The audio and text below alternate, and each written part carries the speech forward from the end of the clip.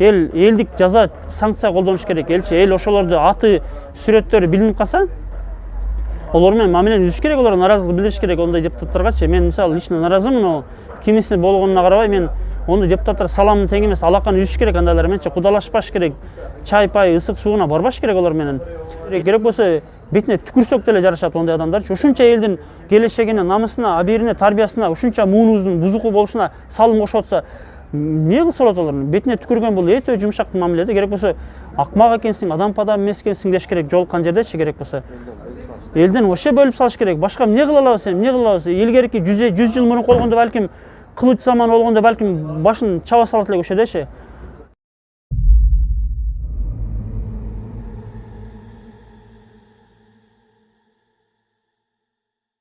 Bismillah, elhamdülillah.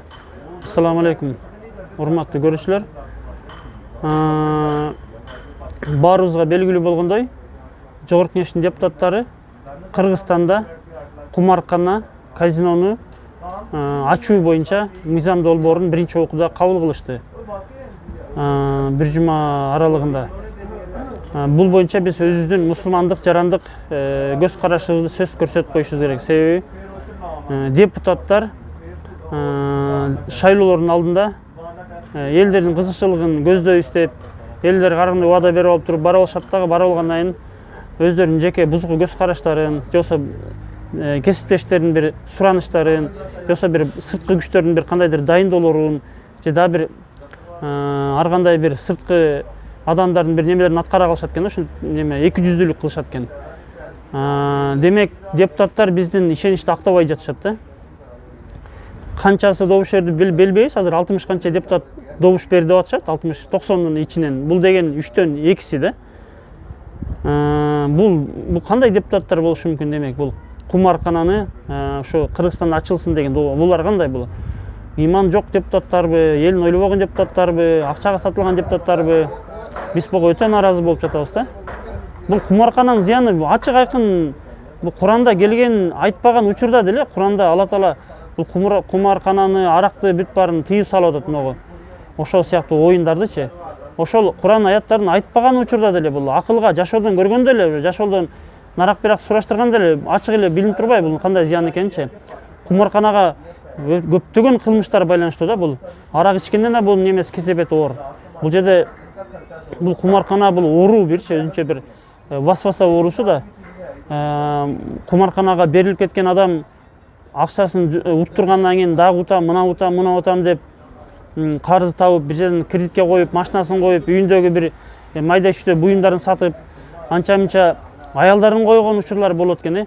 Эми тиги кумаркананы ойноткондор, акча бергендер, алар деле иман жок, намысы жок адамдар да, алар деле мыйзамга да, шариатка дагы мындай адамды күрөөгө койгону эч мүмкүн эмес да. Бирок ошо кумарканага байланышкан, ошондон киреше көргөн, ошондон тиричилик кылган, арам тамак жеген адамдар ошо аялын күрөөгө койсо ошону деле кабыл кыла беришет экен. Ушунчалык бул кумаркана баткак да булчу. Ушунчалык бир аң да, мындай любой нерсе кирип кете берет аякачы. Апаң койсоң апаң деле алып кое беришет. Бул кумаркана иштеткендер, кумарканын киреше көргөндөр, булар ушундай инсапсыз, ыймансыз адамдар да. Кумаркана бул берде сойкулук берде неме болот, жайылат. Кылмыштуулук, коркутуу, үркүтүү, рекетизм, анан мо үйүн коем дедиң эле, анан үйүң давай алып кел деп, адам өлтүрүүгө чейин, машинанын багажын салып алып, тияк алып кетип, берде чону криминал берде гүлдөйт да бул казинонун сыртынан. Берде жанагы кээ бирлердин айтуулары боюнча мен деген байлардын акчалары ошол жерден мындай отмывание болот экен да, мындай жууса болот экен, ошо неме кылсачы. Бул өтө криминал, ыймансыздык, бузукулук жайлат. Мен мисалы өзүм жакын эле адамдын иниси буга берилип кеткенин билем да. Ол жакын эле адам иниси 5 мал намаз окуган эле, 5 мал намаз окуп, экөөбүз жакшы эле ыймандашып эле жүргөнбүз. Сурашып кандайсың, жакшысыңбы депчи. Намаз окуп аткан жеринен бир адамдарга аралашып кетип, Бишкекте кумарканага аралашып кетип, бул жакында эле болуп аткан, акыркы жылдары болуп аткан окуя. Аралашып кетип, бир нерсе болуп, жана утулуп кетип, мен жакын адамдын акчаларын айтпай алып, $20,000, $30,000 чейин акчасын жуу неме болор, ошол кумарканада утурur экен да. Жакын адам билген деле эмес, анчы кийин билип атпайбы?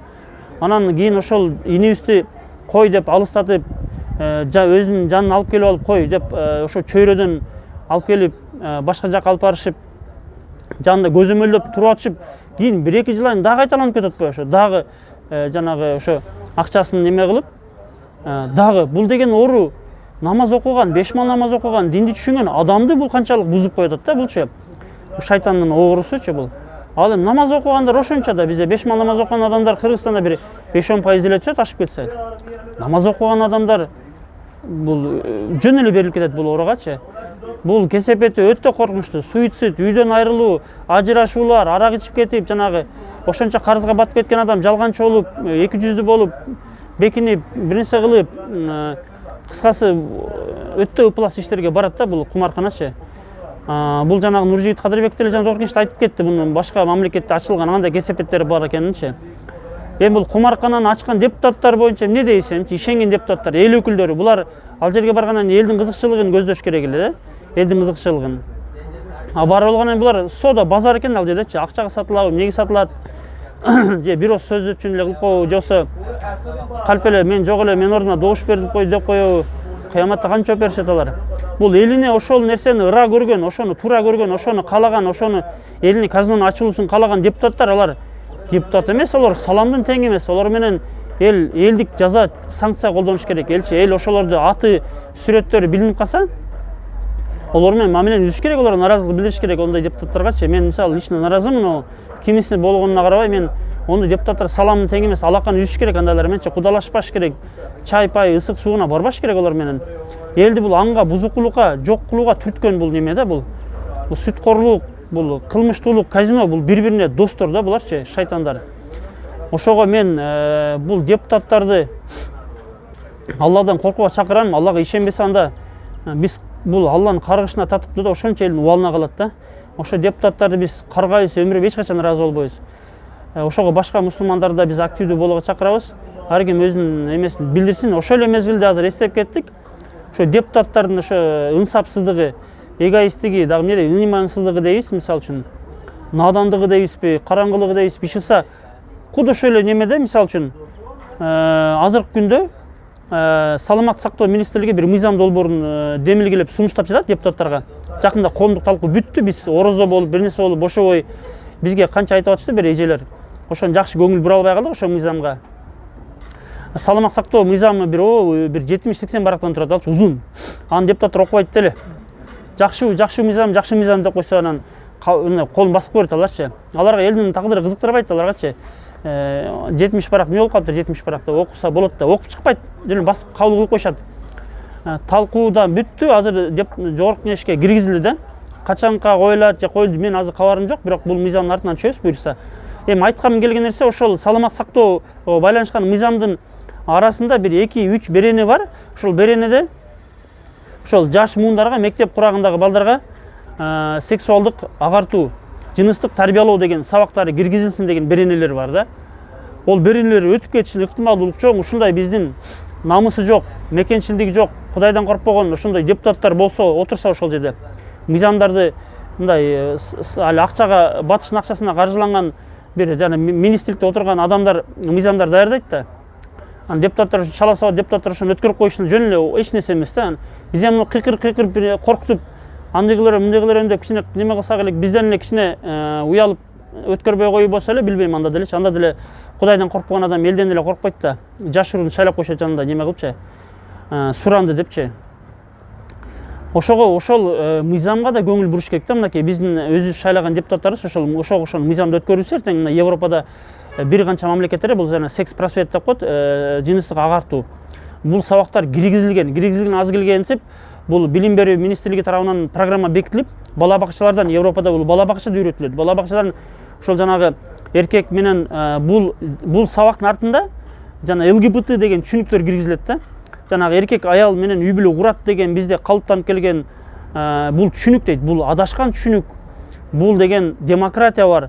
Сен кааласаң эркек менен нике курасың, кааласаң аял менен аял, кааласаң жаныбар менен адам, кааласаң өзүң менен өзүң нике кыйсаң болот деген нерселер уже демократия өлкөлөрүндө уже ишке ашкан качан элечи. Бизде ошол бузуку түшүнүктөр ишке ашырууну каалап жатышат, аракет кылып жатышат. Болгону биз жанагындай башка эле маселелер менен алекпиз да. Кызыча болгондо өткөрүү, балким ошондой деле болушу мүмкүн. Балким казинону ыз үчүн өткөрүшү мүмкүн, башка бир нерсе кылып көңүл бурбайчы. Ошол жанагы секс агартуу, жыныстык тарбиялоо деген мыйзамды азыр эч ким эч жерде көтөрбөй атат да. Бир-эки адамдар эле көтөрүп атышат, бирок ал жакшы мындай резонанс болбой атат да. Бунун артында эмне турат? Мисалы, Европада бул маселе уже ишке ашкан качан элечи. Европа эли капыр болсо дагы буну акылы жетип атат да бул нерсегечи. Жанагы бул жыныстык мамиле, бала бакча 3-4 жашта эмнени түшүнмөк эле. Каршы болгон ата-энелерди камап атышат. $2000, $3000 айып салып атышат. 15 суткага, 5-6 суткага камап атышат Европадачы. Бул ачык маалыматтар.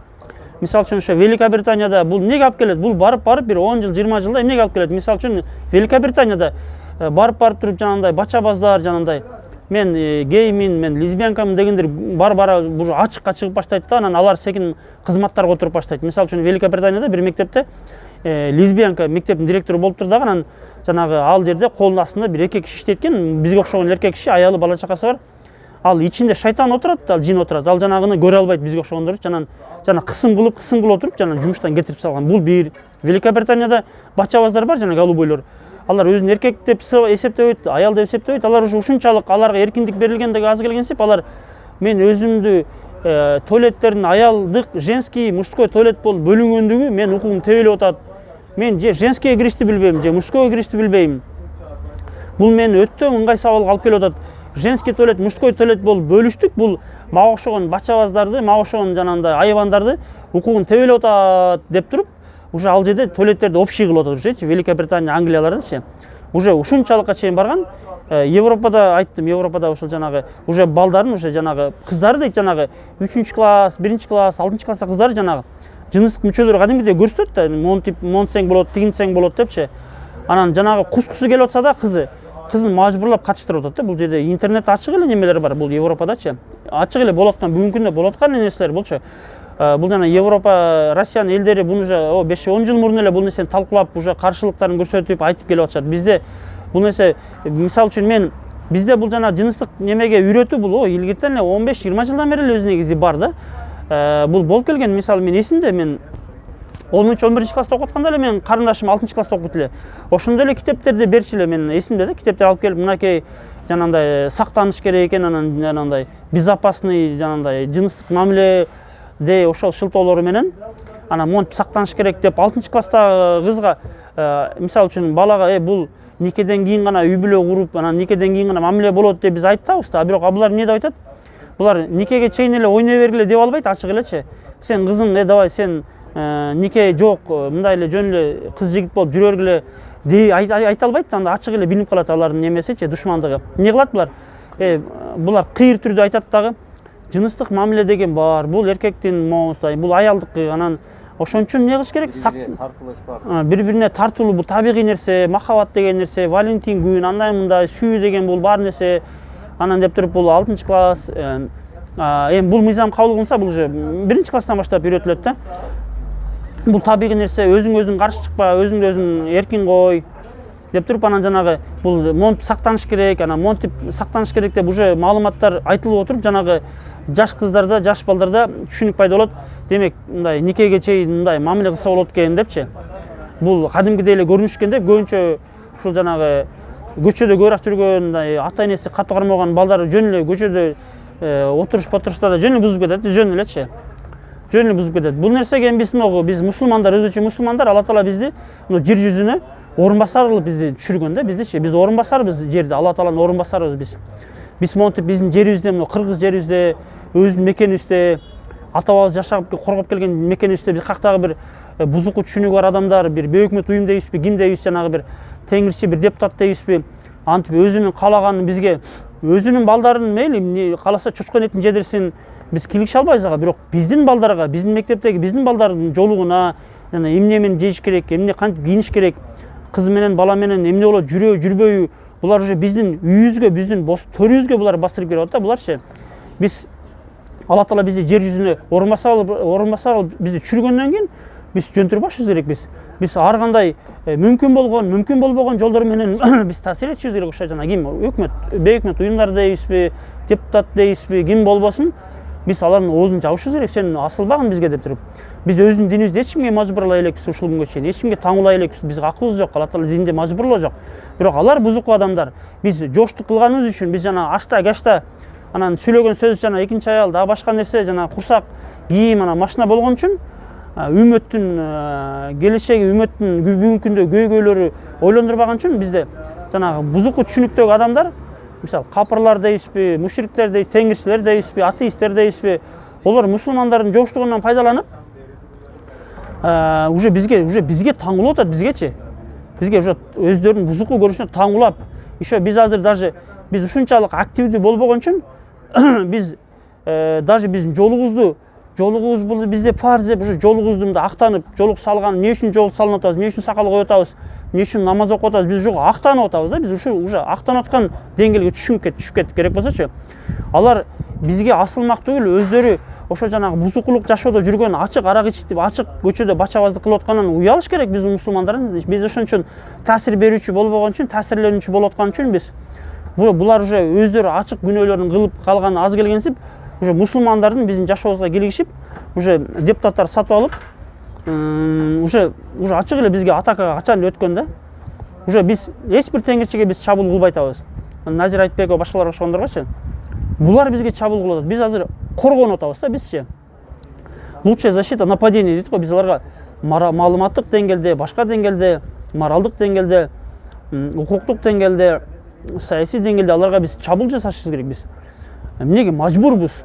Себеби өздөрү ошого татыктуу мамиле жасап атат да. Ошого биз мусулмандарды активдүү болууга, ойго болууга, тирүү болууга чакырат элек да бизчи.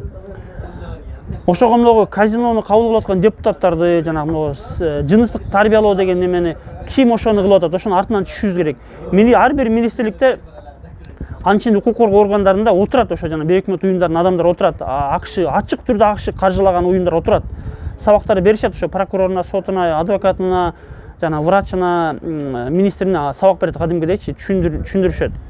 Ошолор ким турат, ачык ошонун артынан чыгыш керек. Ошо депутаттардын ким добуш берди, ошонун тизмесин, сүрөттөрүн жарыялап, алар менен катташпай, аларды керек болсо дуа кылышыбыз керек аларга. Жакшы дуа кылабызбы, жаман дуа кылабызбы, ар ким өзүнүн акысы.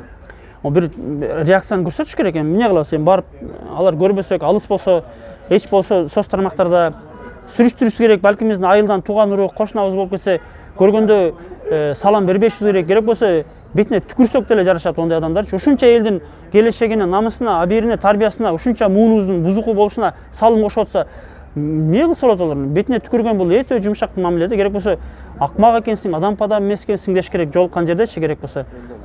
Элден вообще бөлүп салыш керек. Башка эмне кыла алабыз, эмне кыла алабыз? Илгерки 100 жыл мурун болгондо балким кылыч заман болгондо балким башын чаба салат элек ошодечи. Бул деген өтө олуттуу маселе. Бул биз жөнөкөй бир биздин телефонубузду же биздин наныбызды тартып алган жок. Наныбызды үйүбүз тартып алса тартып алсын. Сарайда деле жашай беребиз. Биздин намысыбызды, иманыбызды, динибизди тартып алат буларчы. Кадимгидей чабуул болуп атат. Көзгө көрүнбөгөн чабуул болуп атат. Курал менен эмес бул. Бул маалыматтык чабуул, уже ачык чабуул уже. Ким турат артында билбейм. Масондор турат, кимдер турат? Бизге кызыктырбайт ол нерсени.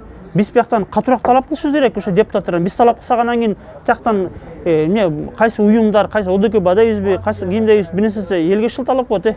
Эл бияктан шалпык болуп отурсак, анан эл талап кылып атат, капа болбойсуңар, эл ушундай ызы чуу кыл, наразы кыл деп бизге шылталап ошону өткөрбөй коет.